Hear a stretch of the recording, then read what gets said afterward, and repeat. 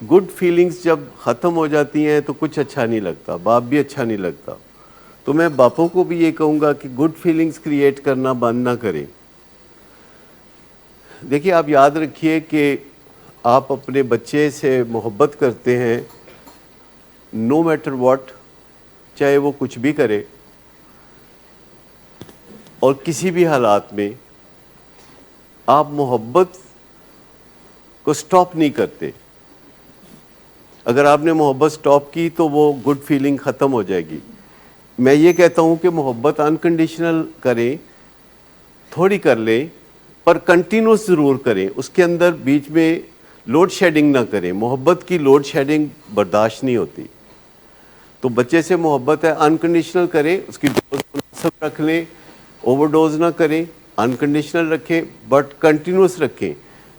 23.5 گھنٹے یا 24 گھنٹے 24 گھنٹے تو معاملات نہیں بگڑیں گے. اگر 24 گھنٹے محبت والد کرتا رہے، اس کا مطلب یہ نہیں کہ باتیں بھی مانیں، لیکن اپنے دل میں محبت کا جو احساس ہے اس کو چیک کرتا رہے.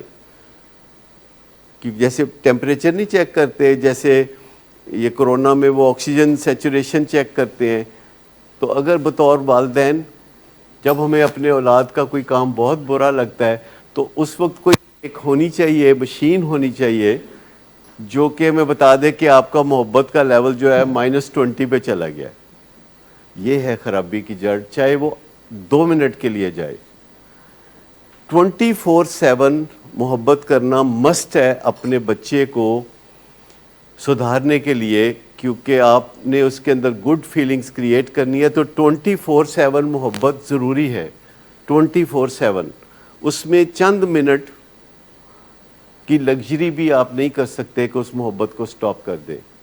ہاں اس کی ڈوز بہت اونچی کبھی بھی نہ رکھیں، اتنی ڈوز رکھیں جو آپ مسلسل مہیا کر سکیں، اتنی ڈوز رکھیں.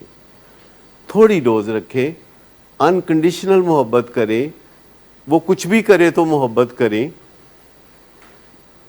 تو اس سے معاملات کبھی بھی خرابی کی طرف نہیں جائیں گے. میرا خیال ہے ہم کہنا نہیں چاہتے نفرت، لیکن ہم اظہار کر رہے ہوتے ہیں نفرت کا، اور اظہار کرنے کا بھی اتنا پرابلم نہیں، ہم محسوس کر رہے ہوتے ہیں نفرت. یہ ڈینائل کے کئی نام ہیں نا. میں آپ کو بتاؤں کہ اس کا ایلیمینیٹ ہو جانا وقتی طور پر، کوئی ایک ایسی گھڑی بیچ میں آ جاتی ہے جس میں ہمیں پتہ بھی نہیں ہوتا کہ وہ محبت کا جو چشمہ ہے بالکل خشک ہو گیا تھا. دیکھیے کئی دفعہ یہ بھی ہوتا ہے کہ ہم نے کسی چیز سے پرہیز کرنا ہوتا ہے، جیسے کہ پراٹھے سے پرہیز کرنا ہے، یا کوئی من پسند کھانا ہے، کوئی جنک فوڈ ہے جو بہت پسند ہے، تو ہم کہتے ہیں کہ نہیں کھائیں گے. لیکن پھر وہ جب سامنے آ جاتا ہے تو تھوڑی دیر کے لیے ایسے لگتا ہے کہ ہمیں کسی نے میسمرائز کر دیا ہے اور ہم وہ کھا لیتے ہیں پراٹھے وغیرہ. اور جب ہم وہ پراٹھے وغیرہ کھا لیتے ہیں تو اس کے بعد ایک دم پھر جیسے ہوش آتا ہے کہ ایک ہی میں کر بیٹھا.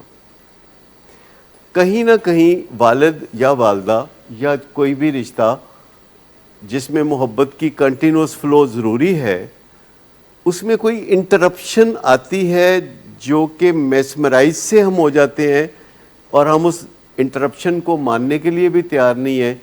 لیکن آپ غور کریں، تھوڑی دیر کے لیے، آدھے گھنٹے کے لیے صحیح، اور اس دوران پھر سوچتے ہیں بعض اوقات بہت برا اس کے بارے میں، کہتے بھی ہیں بعض اوقات بہت برا اس کے بارے میں، ہرٹ کرتے ہیں اور خراب فیلنگ دیتے ہیں، اور جو ہی اس سے فارغ ہوتے ہیں ہم گلٹی فیل کرتے ہیں، اور محبت کا پھر ایک چشمہ آ جاتا ہے واپس، اور پھر ہم کوئی برائب کرتے ہیں، پھر ہم کچھ پیسہ خرچ کرتے ہیں، پھر ہم کو حق کرتے ہیں، پھر آئی لو یو وغیرہ، یا جو کچھ بھی باتیں ہم نے کرنی ہے وہ کر کے تو ہم معاملات کو سدھار لیتے ہیں، لڑکھڑاتے ہوئے معاملات کو سیدھا کر لیتے ہیں. لیکن وہ جو ایک چھوٹا سا بیچ میں ایک چھوٹا سا وقفہ تھا جس میں ہم نے محبت کو بالکل زیرو یا اس سے نیچے آتے دیکھا.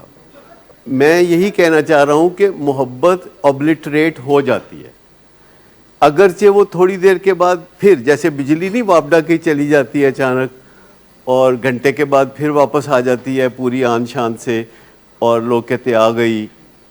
تو یہ جو چیز ہے ہوتی ہے، اگرچہ ہم اس کو کانشیسلی سمجھ لیں تو ہمارا بہت بڑا مسئلہ حل ہو جائے گا کہ ان دا ورسٹ آف مومنٹس ہم اپنے دل کو بھی ذرا پوچھ لیں کہ سناؤ، محبت کی سناؤ، تو اگر وہاں سے جواب آ جائے گا تو سمجھ آ جائے گی.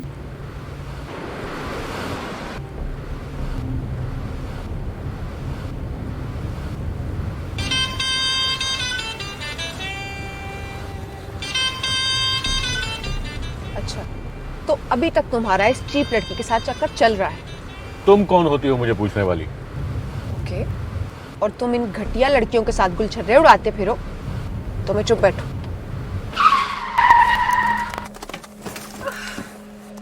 Get out.